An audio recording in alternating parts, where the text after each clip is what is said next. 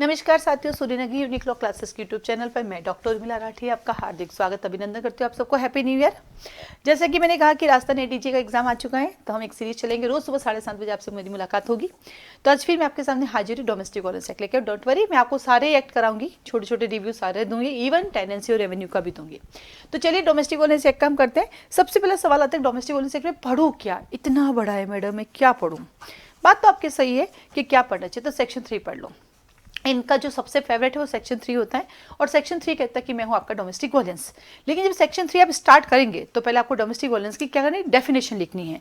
तो सेक्शन 2 के अंदर 2 के जी आपकी दी हुई जी में, तो मैंने ऐसे याद किया, क्या हुआ जी, डोमेस्टिक वायलेंस हुआ जी।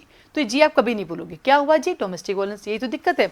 और फिर सेक्शन 3 पे आ जाइए। सेक्शन 3 कहता है डोमेस्टिक वायलेंस की डेफिनेशन।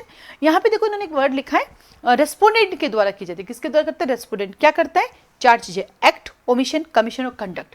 यानी रेस्पोंडेंट का एक्ट, रेस्पोंडेंट का कमीशन या ओमिशन या फिर उसका कंडक्ट जो है इस तरह का है, वो क्या करता है? ए बी सी डी में 4 बातें दी गई। ए कहता है कि फिजिकली अब्यूज करता है, बी कहता है कि प्रॉपर्टी से रिलेटेड करता है, सी कहता है कि उसको थ्रेट करता है, और डी कहता है कि अदर कोई भी एक्ट करता है, अदर इंजरी करता है।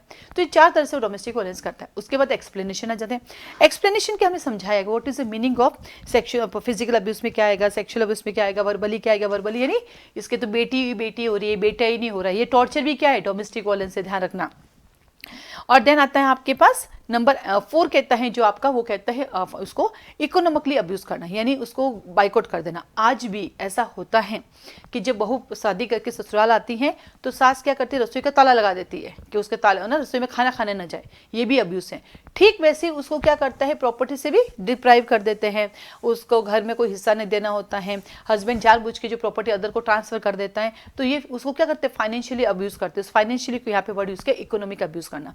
ये जो इकोनॉमिक अब्यूज है, ये जो 4th पॉइंट अपने आप में सिंगल क्वेश्चन कई बार आरजेएस में आ चुका है, और आरजेएस के क्वेश्चन जो है अपने एडीजे में रिपीट भी होते हैं। तो देखो जब सेक्शन 3 पूरा आएगा तब तो आपको लिखने में कोई तकलीफ नहीं होगी, लेकिन जब सेक्शन 3 का इंडिविजुअल आ गया क्लोज 4 तो वहां दिक्कत हो जाएगी। जहां 3 पॉइंट है, पहले में आता है आपको डिप्राइव करना, दूसरे में आता है आप अपनी प्रॉपर्टी डिस्पोजल कर देते हो, अदर देन कोई नेसेसिटी हो, जैसे मान लो हस्बैंड ने कोई लोन वोन ले रखा है तो डिस्पोज करना ही पड़ेगा, लेकिन इसलिए कर रहे हो उसको मेंटेनेंस ना देना पड़े, उसको उसमें रखने की जगह ना देनी पड़े, तो ये गलत है। और लास्ट कहता है अदर फैसिलिटी को प्रोहिबिटेड कर देना, मतलब घर के कोई चीज़ों को उसको जाने की ना देना, किसी तरह का कोई भी रहने की प्लेस ना देना, ये सब इसके अंदर आ जाता है। तो आपका पहला क्वेश्चन आ जाता है डोमेस्टिक वायलेंस पे। अब आता है केस। तो जब डोमेस्टिक वायलेंस के अंदर आप केस भी लिख सकते हैं, बिल्कुल जोविता आलू करके केस है, आप केस लिखें। कोशिश करें कि हर सेक्शन पे केस आप देखें कि क्या क्या अब्यूज में आता है, क्या क्या नहीं आता है। तो अभी इन दिनों एक फेमस केस चल रहा है, जोविता आलू वर्सेस राजमारिया कोठीना 2011 का केस है। और इन्होंने कहा है, इसमें इन्होंने ना प्रिस्क्राइब क्या है कि कौन कौन जैसे फिजिकल अब्यूज क्या है ना, मेंटली क्या है, फिजिकली क्या है, ऑरली क्या है, उनको प्रिस्क्राइब इन्होंने किया है। अब चलो, अब तो ये तो आ गई कि कौन सा क्वेश्चन पढ़ना चाहिए, तो सेक्शन 3 पढ़ना चाहिए।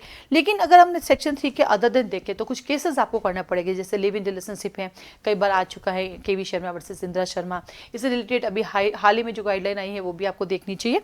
इसके बाद हम आगे चलते हैं, रेस्पोंडेंट। रेस्पोंडेंट की डेफिनेशन में कौन इंक्लूड है, कौन इंक्लूड नहीं है, तो वो शॉर्ट नोट भी पूछते हैं। आप पिछली बार का क्रिमिनल का पेपर उठा के देखिएगा, उन्होंने 3 ऐसे क्वेश्चन दिए जिसमें 3, 2, 4, 5, 6 ना शॉर्ट नोट लिखे हुए।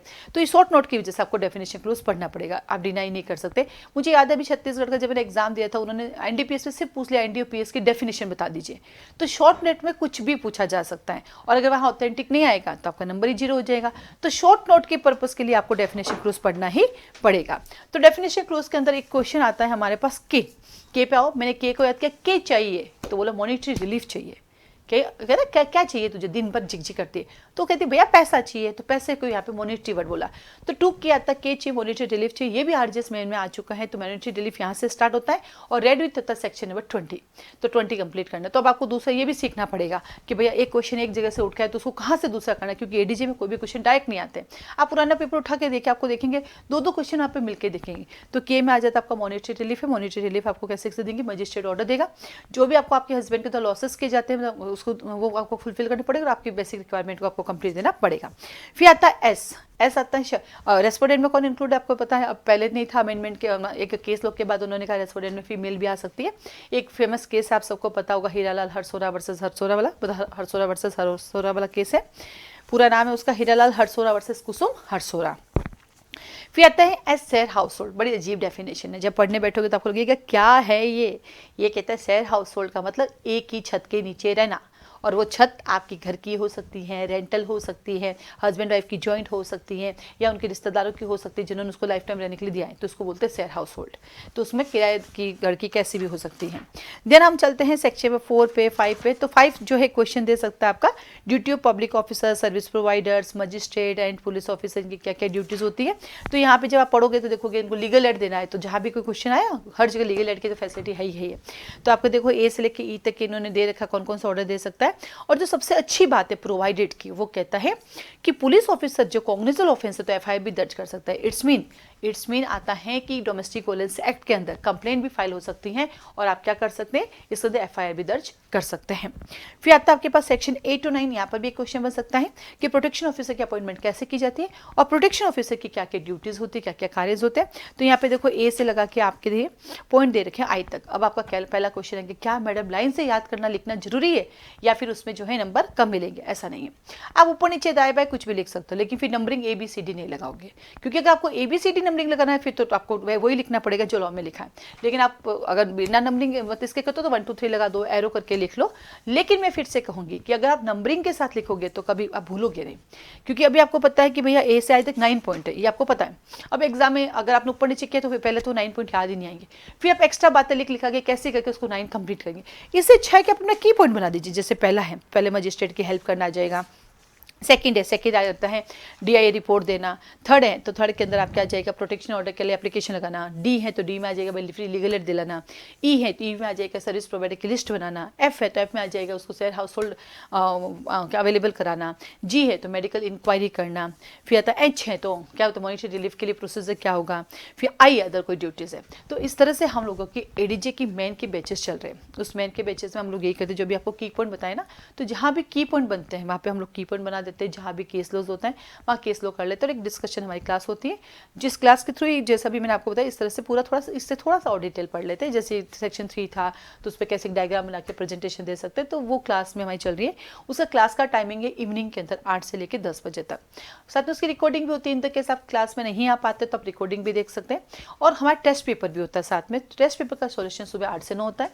टेस्ट पेपर सोल्यूशन के अंदर भी फिर क्योंकि उसमें सोल्यूशन में ये जो मेन वाले बच्चे हैं रैपिड वाले वो भी हैं, प्लस ओनली टेस्ट वाले, तो टेस्ट पेपर में हम टेस्ट पेपर आपको देते हैं, उस टेस्ट पेपर पे डिस्कशन करते हैं। ये जैसे डोमेस्टिक वायलेंस, इस पर तो एक्स्ट्रा कोई आंसर नहीं है, सिर्फ ओके इंदिरा शर्मा KV शर्मा का कोई आंसर है, लिव इन रिलेशनशिप्स का, तो उसको हम फोटो दे देते हैं आपको। जो मेरे पास आंसर्स होते हैं जनरली मेरे पास आंसर हिंदी में ही होते हैं, क्योंकि मेरे पास जितना भी मटेरियल है मैं हिंदी मीडियम से तो हिंदी में रहता है कि मुझे एग्जाम हिंदी में लिखना होता है। बट हाँ पढ़ाती मैं दोनों लैंग्वेज में हूँ, मैं इंग्लिश में पढ़ाती हूँ, तो उसका आपको फोटो मिल जाता है। तो जैसे हिंदी मीडियम वालों को तो दिक्कत ही नहीं, इंग्लिश मीडियम को ट्रांसलेट हो जाता है। और जब मैं क्वेश्चन का फोटो देती हूँ तो साथ में उसका डिस्कशन भी कर लेते हैं। इससे रिलेटेड जितने भी केसेस होते हैं हम दे देते हैं। इवन 2023-24 इवन तो हमारी क्लास का जो है ना एटमोसफियर इतना हेल्दी है कि जो स्टूडेंट्स हमारे साथ होते हैं वो भी केसेस हमें बताते हैं, यानी छुपाने वाली या कोई बात नहीं होती। तो आप हमारे बैचेस ज्वाइन कर सकते हैं। बैच की डिटेल और उसकी फीस के रिलेटेड आप हमें कॉल कर सकते हैं।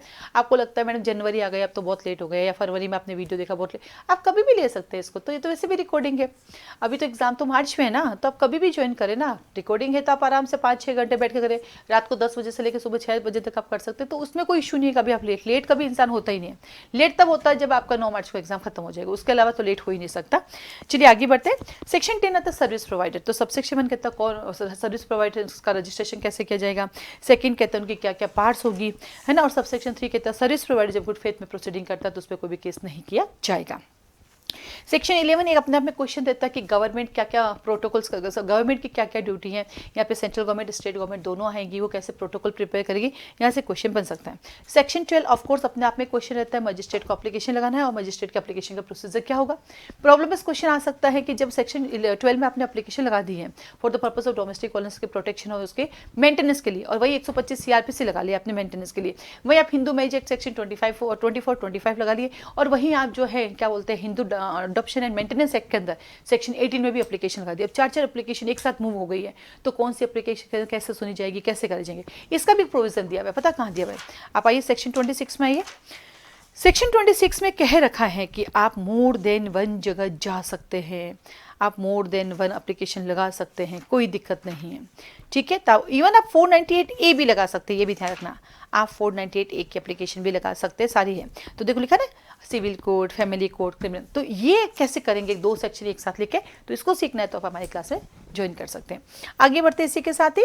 फिर आता है सेक्शन 13, 14, ऐसे 14 आ सकता है अपने मेन एग्जाम में, 13 तो नहीं आएगा, 14 पूछ सकता है काउंसलिंग, क्योंकि डोमेस्टिक वायलेंस में एक क्वेश्चन आया था 3 मार्क्स का कि कैमरा ट्रायल से आप क्या समझते हैं, सेक्शन 16 आरजीएस के अंदर है। अब उसमें क्या लिखना है, इतना सा है, तो ऐसा कुछ नहीं। देखो उनके पास, हमारे पास नंबर ऑफ क्वेश्चन 22 होते हैं, उनको भी पता है कि सारे बड़े क्वेश्चन दे दिए तो बच्चा पेपर कब कंप्लीट करेगा, करने तो 3 घंटे में, कैपेसिटी तो स्टूडेंट की उतनी होती है, कंप्यूटर तो है नहीं, तो इसलिए छोटे क्वेश्चन पूछ सकते हैं। तो वो पूछ सकते हैं काउंसलिंग का क्या है, काउंसलिंग का ऑब्जेक्ट क्या, पर इसमें तो नहीं लिखा है तो हमें उसका ऑब्जेक्ट भी लिखना है, उसका ऑब्जेक्ट क्या है, काउंसलिंग कब कराई जाएगी, यदि काउंसलिंग में बात नहीं बनती तो आगे प्रोसेस क्या होगा, तो विद इन 2 मंथ में उसकी डेट दी जाएगी और फिर मजिस्ट्रेट उसका प्रोसीजर फॉलो करेगा। सेक्शन 15 कहता है आपके पास नहीं पढ़ना है, 16 आ गया, कैमरा ट्रायल आया हुआ है, एडजस्टमेंट में फिर से आ सकता है। 70 इज वेरी डिफरेंट, ये एक प्रॉब्लम इस क्वेश्चन आ सकती है कि एक महिला है, उसने अपने हस्बैंड, अपने मदर इन लॉ और उसने अपने सिस्टर इन लॉ पे सूट क्या सेक्शन 12 की एप्लीकेशन लगा दी, तो क्या ना वो महिला उसी घर में रहने के एंटाइटल है या उसको वहाँ से रिमूव कर दिया जाएगा, न्याय निकेतन में रख दिया जाएगा। तो न्याय निकेतन में जाना उसकी चॉइस है, बट उसके हस्बैंड, उसके mother in law, sister in law, इस ग्राउंड पर उसको वहाँ से हटा नहीं सकते कि इसने हम पर केस लगा रखा, हम इसको घर में नहीं रखेंगे, क्योंकि महिला उसी घर में रहकर, सेक्शन 17 कहता है right to reside in a share house hold. बहुत सारे केसेस है, जैसे इसमें एक SR बत्रा से तरुण बत्रा का केस है, बड़ा फेमस केस है, भैया तुम केस भी लगा सकते हो, तुम उसी घर में ही तुम रह सकती हो। तो यहाँ पे जो देखो, जब कोई नई चीज निकल के आती है तब केस निकल के आता है, और ये एक नई चीज है। फिर आता है section 18, 19, 20, 21, very very very very, even तो 22 और 23 सारे वेरी इंपॉर्टेंट है। प्रोटेक्शन ऑर्डर दीजिए, प्रोटेक्शन ऑर्डर का ब्रीच करोगे तो उसका क्या कॉन्सिक्वेंस होगा, क्वेश्चन रहेगा what do you mean protection order. तो पहले आपको डेफिनेशन लिखना है, फिर प्रोटेक्शन ऑर्डर में क्या क्या आता है तो आपको लिखना है सेक्शन 18। प्रोटेक्शन ऑर्डर में किसको घर से बाहर नहीं निकाला जाएगा, जिसने हस्बैंड को कहेंगे रिमूव हो यहाँ से तो किसको मना कर दिया जाएगा, तो वहाँ पे मना किया जाएगा, उसकी सास, उसकी ननद, फीमेल को किसी को भी नहीं निकाला जाएगा। और प्रोटेक्शन ऑफेंस का ब्रीच होता तो क्या होता है, तो पनिशमेंट है। तो याद रखते हैं इसमें सारे के सारे जितने भी आपके जो ऑर्डर्स हैं 18, 19, 20, 21, 22, तो ये सारे के सारे ऑर्डर जो हैं वो सिविल नेचर की, इसलिए डोमेस्टिक वायलेंस एक्ट को बोलते हैं क्वाजी सिविल, क्वाजी क्रिमिनल, और पनिशमेंट सिर्फ एक के लिए और वो सेक्शन 18 के लिए है। ठीक है, तो इस तरह से आपको अपना डोमेस्टिक वायलेंस एक्ट कंप्लीट करना है। फिर आता है आपके पास सेक्शन नंबर 23 हमारा जो है वो होता है इंट्रीम ऑर्डर दिलाता है, इंट्रीम ऑर्डर का अपना प्रोसीजर होता है, एक्सपायरी डिसीजन भी दिया जा सकता है। फिर उसके बाद आपका क्वेश्चन आता है जुडिक्शन क्या होगा, 27 अपील कहाँ की जा सकती है, किस मैटर में की जा सकती है, अगर अपील नहीं होती तो उसके बाद क्या प्रोसीजर फॉलो करेंगे। मान लीजिए अपील के लिए बैन हो गया तो क्या आप रिवीजन में जा सकते हैं, क्या रिट एप्लीकेशन लगा सकते हैं, नहीं लगा सकते, ऐसे प्रॉब्लम इस क्वेश्चन आ सकता है। साथ ही साथ सेक्शन 31, 32 100% है कि प्रोटेक्शन ऑर्डर के साथ जुड़ा हुआ है, और सेक्शन नंबर 33 और 34 ऑफ कोर्स सेक्शन नंबर 9 के साथ जुड़ा हुआ है। जब प्रोटेक्शन ऑफिस अपने ड्यूटी प्रॉपर फॉलो नहीं करता तो उसका क्या कॉन्सिक्वेंस होगा। और 35 के तक गुड फेथ में की गई प्रोसीडिंग पे कोई पनिशमेंट नहीं दी जाएगी। हाँ, हमारे यहाँ केवल टेस्ट सीरीज भी चलती है, आप ओनली टेस्ट सीरीज भी ज्वाइन कर सकते हैं। हमारे यहाँ ओनली जजमेंट राइटिंग की क्लासेस भी अवेलेबल एडीजे के लिए, वो भी ले सकते हैं। ओनली ऐसे राइटिंग ले रहे हैं तो ऐसे राइटिंग भी ले सकते हैं। तो इस एडीजे की क्लासेस के लिए जो भी आपको इन्फॉर्मेशन चाहिए आप मुझे कॉल मैसेज कर सकते हैं। आज के लिए धन्यवाद, आप सबको ऑल द बेस्ट और once again happy new year.